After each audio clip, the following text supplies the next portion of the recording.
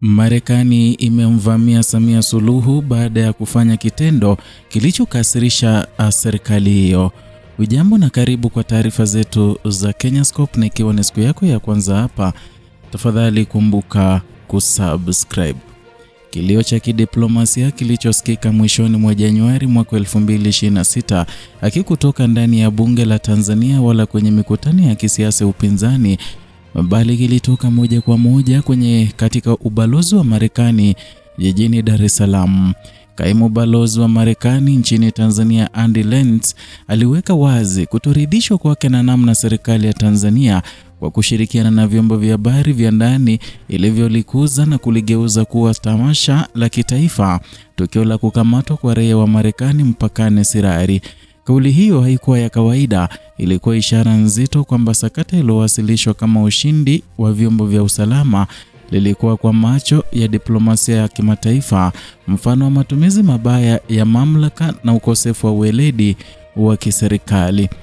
Chanzo cha mvutano huu ni tukio la Novemba tarehe 16 mwaka jana, ambapo Charles Onkuri Ongeta ambaye ni mwenye umri wa miaka 30, raia mwenye uraia pacha wa Marekani na Kenya na pia mwanajeshi wa Marekani mwenye cheo cha sajenti, alikamatwa katika mpaka wa Sirari akijaribu kuingia Tanzania alikotokea Kenya.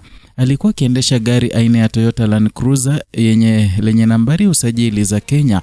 Taarifa za polisi ilieleza kuwa alikutwa na mabomu ya kurushwa kwa mkono aina ya CS-M68, silaha ambazo kisheria ziruhusiwi kuingizwa nchini hata kwa kibali maalum. Kwa lugha ya kiusalama, hilo lilionekana kuwa kosa zito. Kwa lugha ya kisiasa, liligeuka kuwa onyesho. Serikali ya Tanzania kupitia vyombo vyake vya ulinzi na usalama iliruhusu taarifa hiyo kusambazwa kwa upana, ikifuatana na maelezo ya kauli zilizochochea taharuki ya umma. Vyombo vya habari vilirudia taarifa hizo kwa kasi, vikiweka mkazo kwenye uraia wa Marekani, hadhi ya kijeshi ya mtuhumiwa na uwepo wa silaha. Ndani ya siku chache, tukio hilo likageuzwa kuwa simulizi la hatari ya usalama wa taifa.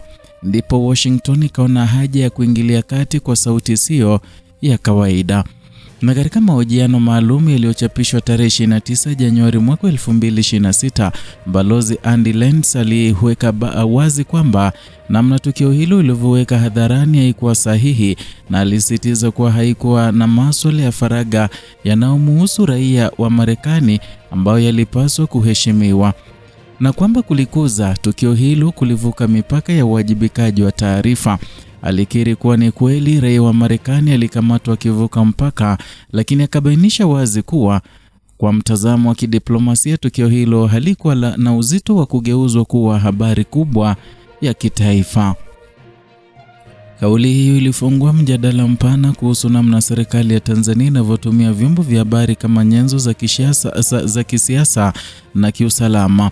Na katika miaka ya karibuni kumekuwapo na mwelekeo wa dola kutumia matukio ya kiusalama kama jukwaa la kuonyesha nguvu, kuhalalisha udhibiti na kujenga simulizi la uadui na ndani au nje.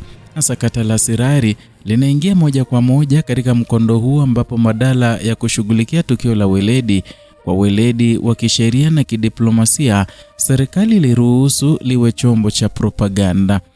Muktadha wa kisiasa wa Tanzania unaeleza kwa nini hili lilitokea, na tangu kuimarika kwa udhibiti wa dola katika muongo uliopita, vyombo vya usalama vimepewa nafasi kubwa katika simulizi la taifa, na matukio ya kukamatwa, kesi za jinai zenye mvuto wa kisiasa na taarifa za kiusalama zimekuwa zikitangazwa kwa namna iliyolenga kuonyesha mamlaka yasiyo atikisika. Na katika mazingira hayo, hata tukio lililohusu raia wa nchi rafiki linaweza kutumiwa kuimarisha taswira ya dola kali bila kuzingatia athari zake za kimataifa.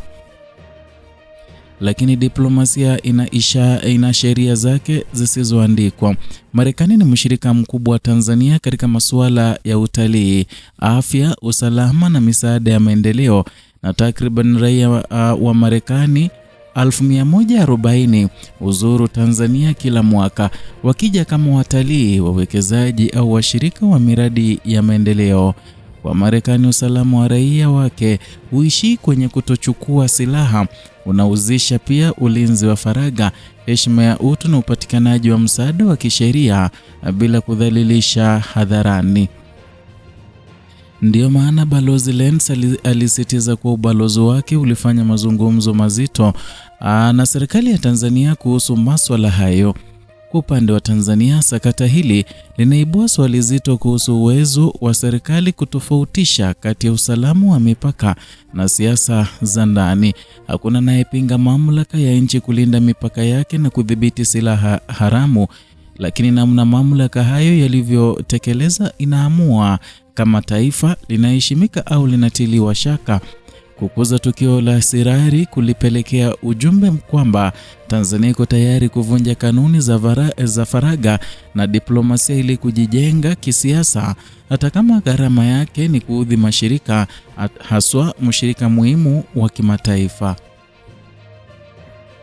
Historia ya uhusiano wa Tanzania na Marekani inaonyesha nyakati za ushirikiano na nyakati za msuguano. Kuanzia enzi za vita baridi, Tanzania imekuwa ikicheza kati ya misingi ya kutokuwa upande wowote na mahusiano ya kimkakati. Na katika kipindi cha sasa ambapo nchi inategemea sana mapato ya utalii na misaada ya sekta za afya, migongano ya wazi na Washington ni jambo la kubeza. Kauli ya Balozi Lenz iliyotolewa hadharani ilikuwa ishara kwamba uvumilivu wa kidiplomasia una mipaka. Sakata hili pia linaweka doa kwa vyombo vya habari vya Tanzania, na badala ya kuchukua nafasi ya kuuliza maswali magumu kuhusu uwiano wa taarifa na faragha, sehemu ya vyombo vya habari ilifuata mkondo wa taarifa rasmi bila kuchuja. Hii inaonyesha changamoto kubwa ya uhariri huru katika mazingira ambayo serikali imekuwa na ushawishi mkubwa juu ya habari. Vyombo vya habari vinapogeuka kuwa vipasa sauti vya dola, vinaacha wajibu wake wa kulinda maslahi ya umma na taswira ya taifa. Kwa ngazi ya kikanda, tukio la Sirari linaangaliwa kwa makini. Afrika Mashariki ni eneo lenye mipaka inayovukika kwa urahisi, na ushirikiano wa kikanda unategemea imani na taratibu zinazoheshimu haki za raia wa nchi wanachama na washirika. Na pale nchi moja inapochukulia tukio la mpakani kama jukwaa la siasa za ndani, inahatarisha ushirikiano huo na kuibua hoja miongoni mwa wageni na wawekezaji. Zaidi ya yote, sakata hili inafungua tatizo la kina la uongozi na uwajibikaji, na serikali inayojali maslahi ya taifa kwa upana ingechukua njia ya utulivu, kushughulikia tukio hilo kwa njia za kisheria na kulinda hadhi ya nchi kimataifa. Serikali inayotawaliwa na siasa za hofu na maonyesho ya nguvu huchagua kinyume chake. Kauli ya Balozi Lenz imeweka kioo mbele ya Tanzania, ikionyesha jinsi dunia inavyoona mienendo yake. Mwisho wa simulizi hii unabeba tahadhari nzito kwa mustakabali wa Tanzania. Taifa linalotamani kuheshimiwa kimataifa haliwezi kuendelea kuchezea masuala ya usalama na faragha kwa faida ya kisiasa ya muda mfupi. Kimya cha wananchi na vyombo vya habari mbele ya matumizi haya mabaya ya mamlaka kinajenga mazingira ambayo kesho yake yanageuka dhidi ya raia wenyewe. Tukio la Sirari halikuwa tu kuhusu silaha mpakani, ilikuwa onyo kuhusu mwelekeo wa utawala unaotanguliza propaganda kuliko diplomasia na udhibiti kuliko uwajibikaji.